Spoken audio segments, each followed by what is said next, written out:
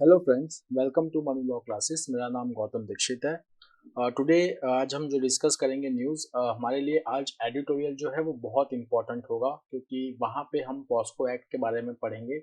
POCSO act की क्या deficiencies हैं उसके बारे में एक आर्टिकल आया है, उसको हम पढ़ेंगे। After that we are going to study an article related to annual status of education report 2022, जिसके बारे में कल हमने पढ़ा था न्यूज़ में। आज हम उसके बारे में भी पढ़ेंगे। उसमें कुछ टिप्स भी सजेस्ट किए हैं for improving the education status in India, specially the foundational literacy and basic mathematics skills के बारे में जो रिपोर्ट बात करती है, तो उसके बारे में उसको कैसे बढ़ाया जाए, क्या डेफिशिएंसीज हैं हमारे एजुकेशन सिस्टम को, और why foundational literacy and basic mathematical skill is very important for students or for children of India. So we are going to discuss that. Along with that, we will study the National Family Health Survey 5 related to diabetes. हमारा जो एक conception है कि जो diabetes है ये अमीरों की बीमारी है, कहते हैं ना लोग जैसे नॉर्मली, तो क्या वो ऐसा है, डेटा क्या कह रहा है उसके बारे में हम वो भी पढ़ेंगे। And after that I will discuss a very small concept which is very interesting also, that is Antarctic blue eyes. ये ब्लू आइस क्या होता है, कैसे फॉर्म होता है ये ब्लू आइस, इसके बारे में हम जानेंगे आज। Okay, so we are going to do all this topics, सो बने रहिएगा हमारे साथ। तो पहला टॉपिक जो हम फ्रंट पेज से लेने वाले हैं वो लेने वाले हैं supreme court collegium firm on appointing gay lawyer as high court जज। तो यहाँ पे जो है दो इंफॉर्मेशन है। एक तो collegium backs right to free speech of to lawyers and the supreme court collegium firm on appointing a lawyer as high court जज। तो अगर आप देखेंगे, पहले ये न्यूज़ हम देख लेते हैं, उसके बाद हम कॉलेजियम सिस्टम के बारे में ब्रीफ में डिस्कस करेंगे। The thing is, the supreme court has stood firm by its resolve to have the government appoint openly gay lawyer Saurav Kirpal as Delhi High Court judge, saying every individual is entitled to maintain their own dignity and individuality based on sexual orientation. The three-member collegium of Chief Justice D.Y. Chandrachud, Sanjay Kishan Kaul and K.M. Joseph took the rare decision to publish the full extent of government's objection to Mr. Kirpal based on his sexuality and his passionate advocacy for LGBTQ+ rights.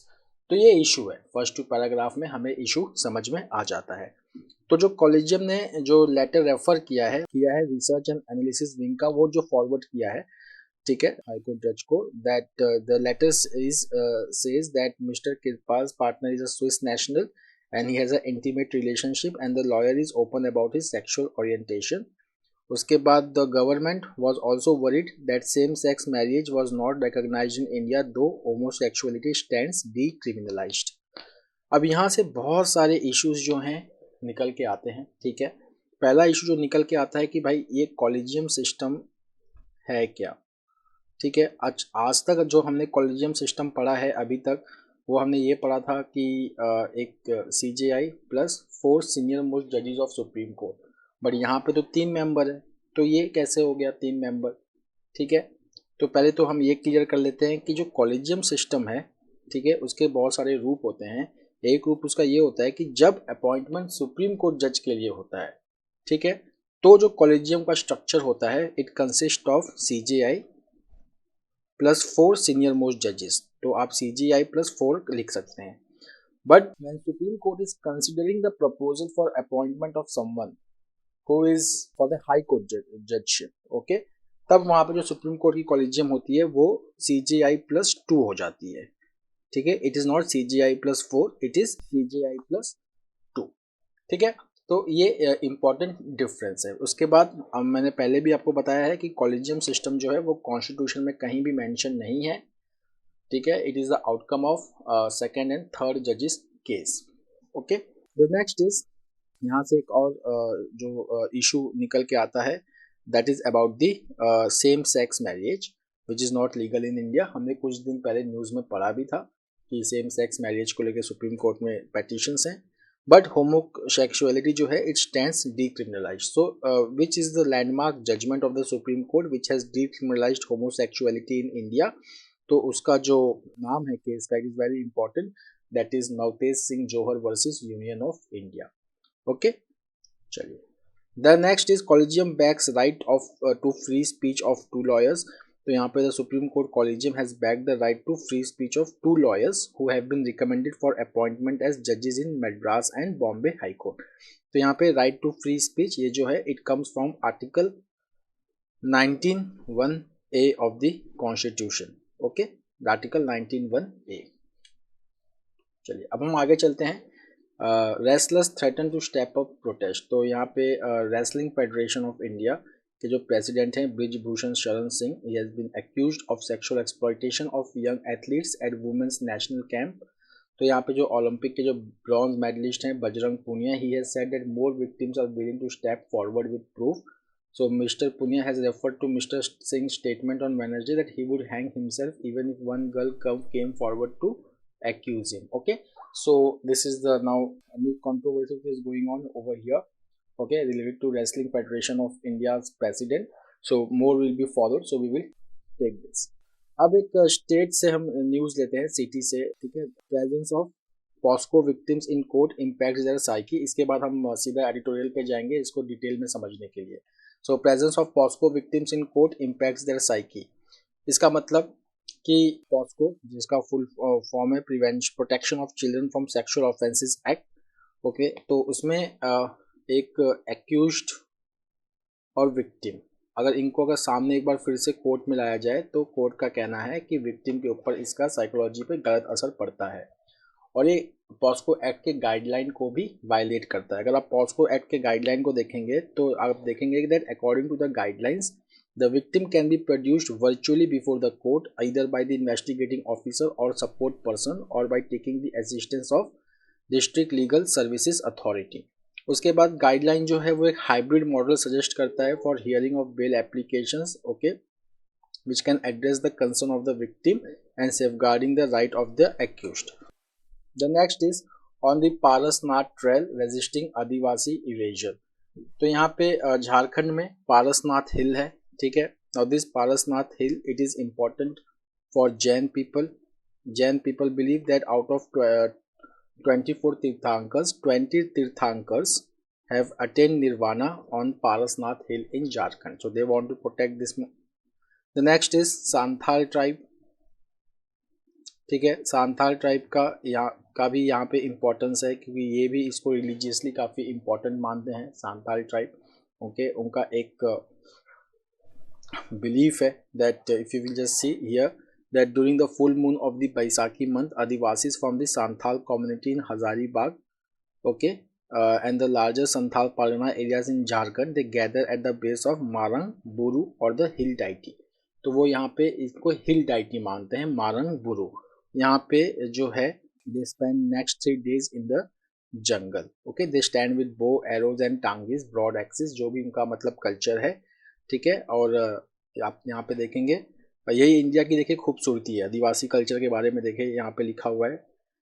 The annual custom dating back generations begins with night long hunt by the Santhal man in the forested hills along the eastern side of the Chota Nagpur plateau. It culminates in a 2-day tribal session to discuss community problems and resolutions.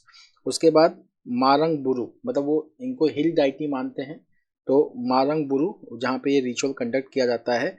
Now the problem is that it is located on the slopes of Parasnath Hills, ठीक है, in Jharkhand's Girid district, which is also home to सम्मित शिखर जी। अब जैन इसको क्या refer करते हैं, सम्मित शिखर जी, और जो Santhal tribe है वो इसको क्या रेफर करते हैं, मारंग बुरु, okay. So it is one of the holiest pilgrimage site of the Jain community। They say that 20 of the 24 Tirthankars have attained nirvana over here। अब देखिए प्रॉब्लम क्या होता है यहाँ पे। झारखंड गवर्नमेंट ने दिसंबर 2022 में एक प्रपोजल निकाला to turn it into a religious tourism spot, fine. उसके बाद यहाँ पे क्या हुआ कि सकम्बिंग टू द सेफ Shikhar ji protest the environment ministry issued an office memorandum suspending all plan of tourism activities on Parasnath hill and the surrounding wildlife sanctuary, okay, because noting that the government recognizes its sanctity and significance for the Jain community। Okay, so this has triggered a century-old conflict between local Adivasis and the Jain community over worshipping rights on the slopes of Parasnath Hills। Okay, so this is the problem। So यहाँ पर आप देखेंगे चाहे Jharkhand government की बात करें चाहे government of India की बात करें, तो किसी ने भी ट्राइबल कल्चर को प्रोटेक्ट करने की बात नहीं की है, क्योंकि इनके लिए भी ये एक रिलीजियस साइट है। Okay, now coming to judging a decade of the POCSO act. तो अब हम इसके बारे में पढ़ेंगे, judging a decade of the POCSO act. So POCSO act जो है, इट इज, इसका फुल फॉर्म इंपॉर्टेंट है। That is, first point is protection of children from sexual offence act 2012, and it was enacted in 2012 after India's ratification to United Nations Convention on the Rights of Child. Now this is the basic static information. अब देखिए, what is the aim of this act? To address offenses of sexual exploitation and sexual abuse of children. Okay, the next is problem. Now what is the problem over here? The first problem is that there is a poor conviction rate under POCSO.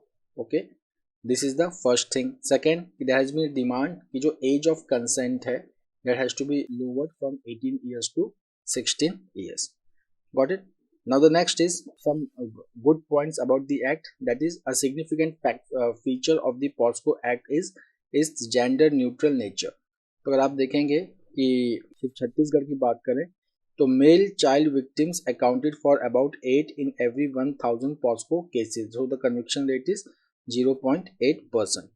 Okay, सो यहाँ पे अगर आप देखेंगे that the next point is that there is sufficient general awareness now to report cases of sexual exploitation of children not only by individuals but also by institutions. तो यहाँ पे act में लिखा हुआ है कि that not reporting the sexual offense of children is itself a offense under POCSO Act. So this has made comparatively difficult to hide offenses against the children. The next point is the storage of child pornography material has been made a new offense. Okay, the next is the offense of sexual assault has been defined in explicit terms unlike an abstract definition. मतलब actually sexual assault क्या होगा उसको clearly define किया गया है कि ताकि conviction करने में जज को, कोर्ट को आसानी हो। अब हम आते हैं इसके प्रॉब्लम पे। देखिए, पहला प्रॉब्लम क्या है कि investigation. So the investigation is guided under criminal procedure code. So this investigation is guided by CRPC. So यहाँ पे अगर आप देखेंगे कि जो investigation of penetrative sexual assault cases जो होते हैं, it generally involves recording the statement of prosecutrix, medical and forensics science laboratory examination and determination of child age. अगर हम पॉक्सो एक्ट की बात करें तो it provides the recording of statement of affected child by a women sub inspector at the child's residence और plan of choice. पर अगर यहाँ पे सबसे बड़ा प्रॉब्लम क्या है, number of women in police force, it is just 10%। Okay, तो ये वाला जो गाइडलाइन है वो थोड़ा सा इम्प्लीमेंट करने में दिक्कत हो जाती है। Next is we will see that provision to record statements using audio video means. So there is a provision for recording the statements using audio video means. And then there is Supreme Court judgment, okay, Shafi Mohammed versus the state of Himachal Pradesh, which calls about capturing and preserving the scene of crime of heinous offense using audio video means. Okay, पर यहाँ पे क्या है, the pilot project has yet to be implemented across states in the absence of poor infrastructure to ensure the integrity of electronic device, then admissibility of evidence recorded using any audio video means will always remain a challenge. The next is that there is a provision in the law that says that recording of the statement of the prosecutrix by a judicial magistrate. पर यहाँ पे क्या होता है, that judicial magistrates are neither called for cross examination during trial nor are those who retract their statement punished.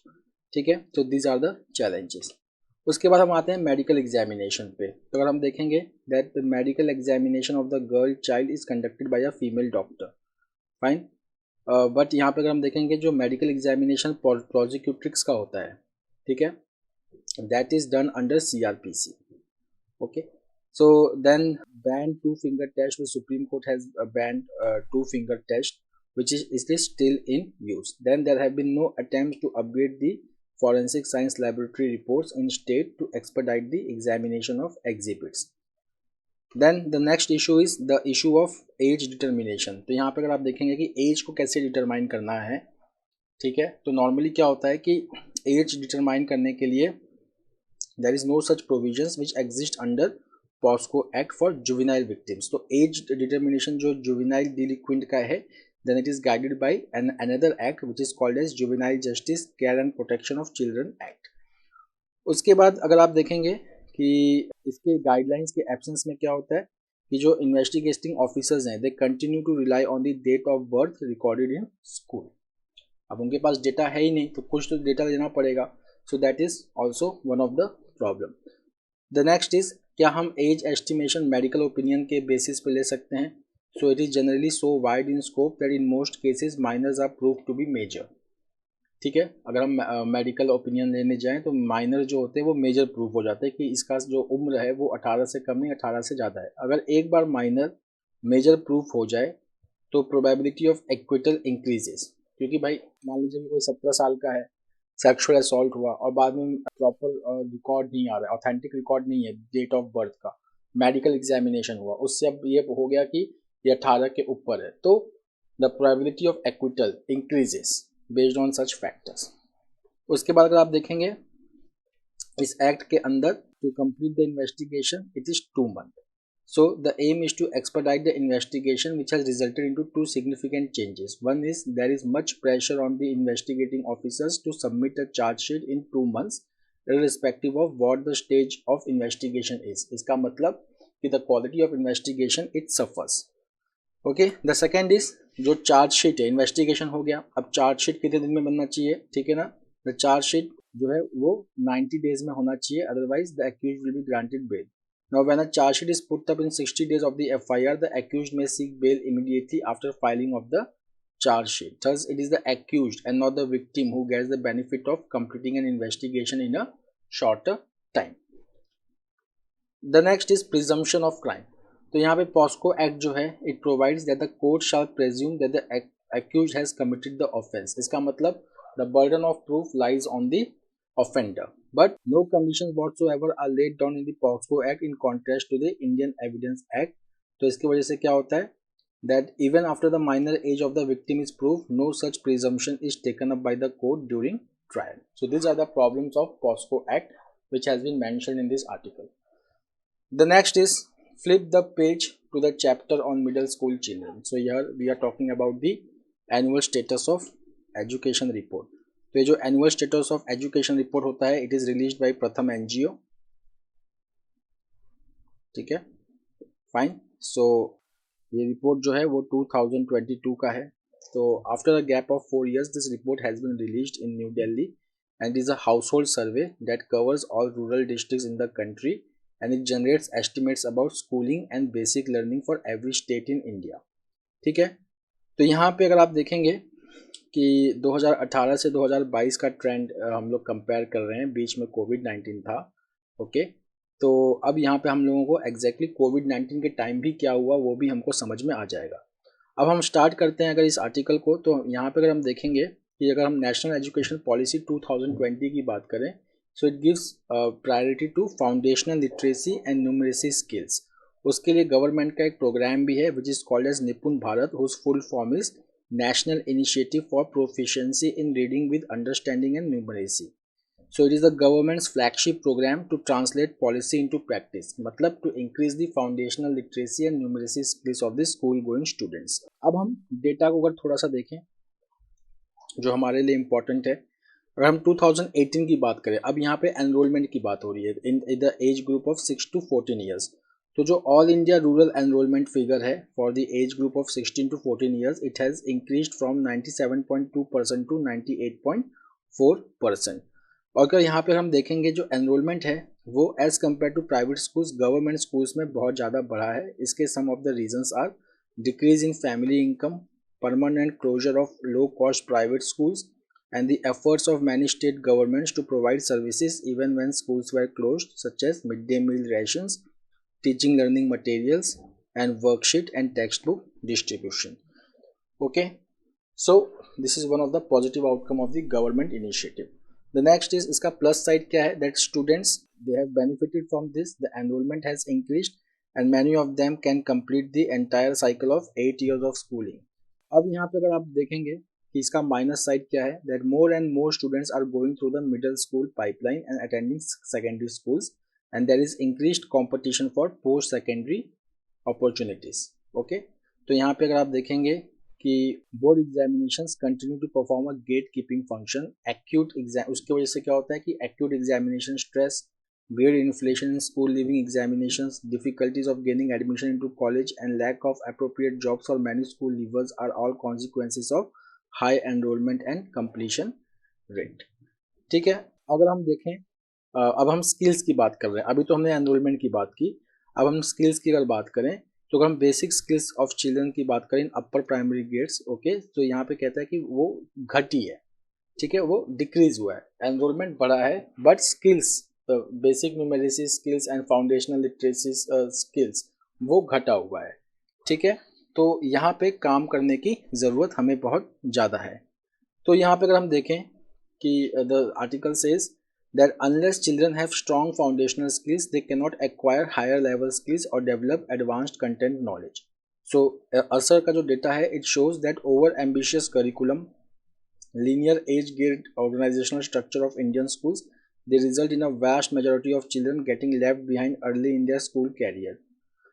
ठीक है, उसके बाद क्या होता है कि फिर इनको कैचअप भी नहीं किया जाता, मतलब इनको मोटिवेट भी नहीं किया जाता या इनके साथ वर्क नहीं किया जाता कि इनके जो प्रॉब्लम्स है उसको निकाल दिया जाए, ठीक है। तो अगर इनके प्रॉब्लम सॉल्व नहीं हुए तो इनका जो मोटिवेशन होता है to learn it decreases and then there is lack of self confidence.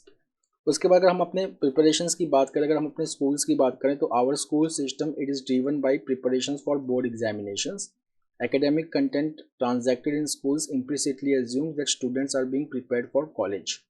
However, reality क्या है कि जो कॉलेज डिग्री है ये एक तो रेलेवेंट नहीं है और ये एक वाइट कॉलर जॉब दिलाने में पॉसिबल भी नहीं है, ओके। तो अब जबकि स्कूल्स खुल चुके हैं, most of the students are in school, so now we should deal with the learning loss which has happened to the students in this COVID-19 period. The next is National Family Health Survey. पहली बार national family health सर्वे जो था वो 1992-1993 में हुआ था, ठीक है। अभी रिसेंटली जो है वो नेशनल फैमिली हेल्थ सर्वे 5 हो चुका है और the union ministry of health and family welfare has mandated international institute of population studies to take the national family health survey. अब इसी नेशनल फैमिली हेल्थ सर्वे में हमारे पास एक डेटा आया है डायबिटीज़ का। तो हम अगर देखें इस डायबिटीज़ के डेटा को तो it indicates that 10.6% of women in poorest 20% households were either on medication to control diabetes और have a random blood glucose level higher than 150 milligram per decilitre. अब हम अगर रिच की बात करें so the corresponding figure for the richest 20% of household is 17%, okay. So there is only a marginal difference, ठीक। अगर हम यहाँ पे बात करें हमारे लिए जो इम्पोर्टेंट है वो ये है कि diet, physical activity and kind of stress level, sleep level, okay, they are important contributors to body inflammation, ठीक है। ये जो बॉडी इन्फ्लेमेशन होता है इसी से डायबिटीज़ और अदर कार्डियोवास्कुलर डिजीज होती है। अब हम अगर पुअर की बात करें तो poor they now consume far less fruit and vegetables and now they are also having the polished grain which don't give much fibre. Then poor they are also consuming unhealthy edible oils which stoke inflammation, okay. अगर हम देखें तो इसकी वजह से obesity, विस्केरल एडिपोसिटी को हम और क्या कहते हैं, abdominal, we call it also as abdominal obesity.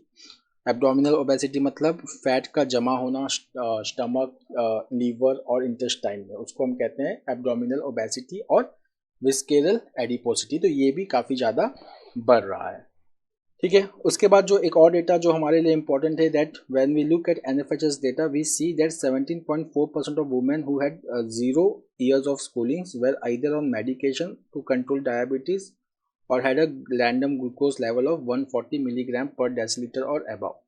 But the same figure for the women who have completed 11 years of schooling is 8.4%. So here what we can say is that yes, education matters a lot in prevention of this disease also in women, ठीक. The next is division of labor. So that how come women they are also having very high level of diabetes.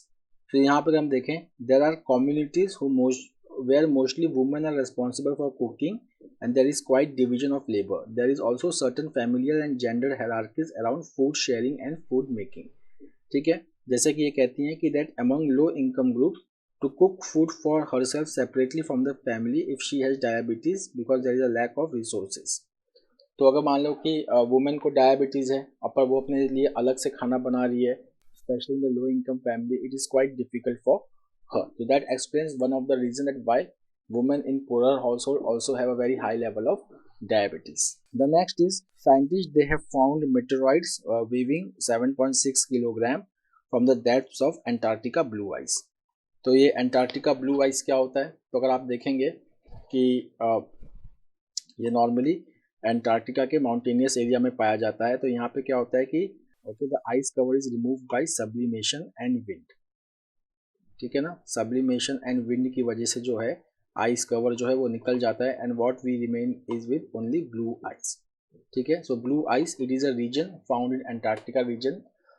Some of the blue ice region have also been identified in Greenland, but prominently it is in the Antarctica region. They are mostly formed by sublimation and wind action where they blow away the snow. Okay, and sublimation where the snow cover is lost because of sublimation. जो ऊपर का जो snow cover है it loses because of sublimation. So sublimation, what is sublimation? Solid directly transforming into gaseous substance is called as sublimation.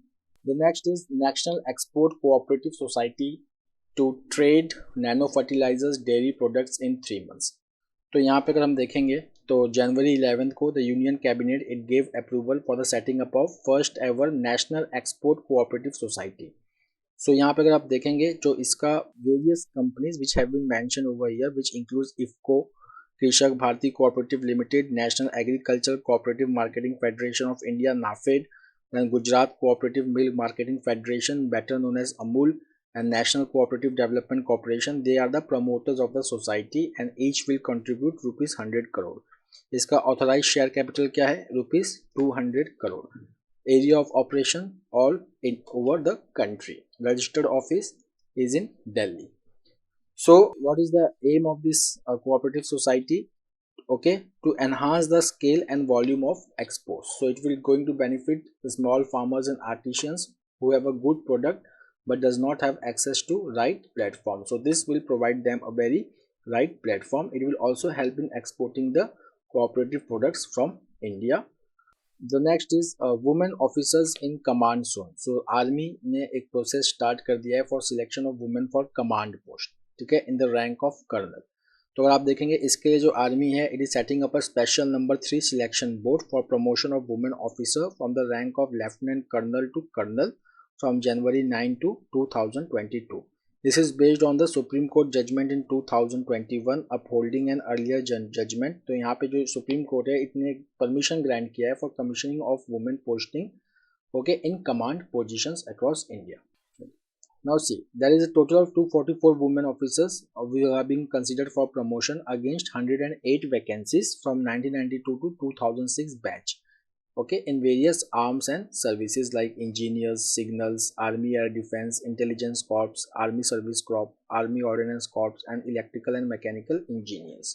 The next is COVID-19 did not force girls to exit school early. तो ये असर report का एक continuation है. तो यहाँ पे एक बहुत ही सिग्निफिकेंट डेटा ये हमारे सामने रख रहा है that the number of girls who are out of school continue to decline across age groups in 2022 from 2018 figures. Okay, so it says that there was no exit of girls from school okay due to COVID-19. तो ये it says that in 2022 the all India figure for girls in 11 to 14 age group not enrolled in school stood at 2% as against 4.1% in 2018. Okay, and it was 4% only in Uttar Pradesh and it was lower in other states. So Uttar Pradesh में देखा गया कि ये 4% था exit of girls from the schools but not in other states. The next is Air India may borrow some artworks after government transfer to National Gallery. So Air India is planning to borrow some of the 4,000 paintings, sculptures and other artifacts from M.F. Hussain, S.S. Raza and Salvador Dali Estes to recreate the airline's history as its new office. Okay, so this is the thing. But यहाँ पे एक concern है that government's decision to transfer the vast repertoire of the airline artwork to National Gallery of Modern Art. तो यहाँ पे Civil Aviation Ministry has signed a memorandum of understanding with the Culture Ministry in a symbolic handing over of the artworks that will be housed at NGMA after they were transferred. तो यहाँ पे हम ये बात क्यों कर रहे हैं एयर इंडिया के बारे में? क्योंकि एयर इंडिया जो है पहले गवर्नमेंट कंट्रोल कंपनी थी, ठीक है, तो जितने भी उसके आर्टिफैक्ट्स थे वो गवर्नमेंट कंट्रोल के अंदर था. But now Air India has come under Tata Group. So the Tata, they want to borrow these artworks, but government is intent to transfer them to National Gallery of Modern Arts. The next is from foreign news. PM Jacinda Ardern to quit, say not enough in the tank. One liner है हमारे लिए. तो New Zealand की prime minister Jacinda Ardern, okay, she is 42-year old from the Labour Party. Now she has decided to quit her post, okay, and she was known in the world for handling the bomb blast in New Zealand, that is 2019 church mosque, sorry, not bomb blast, 2019 church Christchurch mosque massacre, in which 51 Muslim worshippers were killed and another 40 wounded. And she is also known for her decisive leadership during White Island volcano eruption. Okay. Then she has cited her government's action on housing affordability, climate change, and child poverty. The next is nationwide strikes hit France as unions fight pension plan. तो कभी कभी क्या होता है ना कि ऐसे questions आ जाते हैं कि recently there were workers protest in France because of which issue. So it is because of pension issues. Okay, तो यहाँ पर आप देखेंगे कि फ्रेंच के train drivers, teachers, refinery workers were among those who walked off their jobs on Thursday in a nationwide day of strikes against government plan to raise the retirement age by 2 years to 64. So the government is planning to raise the retirement age by 2 years to 64. So now the workers, they are striking. Okay. The next is from economy. RBI to guide inflation towards 4% target by 2024. So if you know that RBI to guide inflation towards 4% target. Now why 4%? ये 4% ही क्यों है? That is important to understand. So see, अगर आप देखेंगे inflation targeting India का, ठीक है, तो गवर्नमेंट ने जो टारगेट दिया है दैट इज 4% प्लस माइनस 2%. ठीक है, तो इससे जो अपर टॉलरेंस लिमिट है इन्फ्लेशन का वो 6% है, लोअर टॉलरेंस लिमिट है 2%, but the ideal figure is 4%. So now if you will see the inflation, okay, that is यहाँ पे जो हम इन्फ्लेशन की बात करते हैं वो हम कंज्यूमर प्राइस इंडेक्स की बात करते हैं, ठीक है ना, which was in the range of 5.7. Now the RBI is planning to guide inflation towards 4% by 2024. तो अगर आप देखेंगे कि यहाँ पे in medium term, okay, the objective is to rein in the inflation to support stable growth in India. Okay. So that's all for today, friends. We will meet tomorrow again with a daily Hindu analysis. Till then, have a nice time. Take care. Thank you.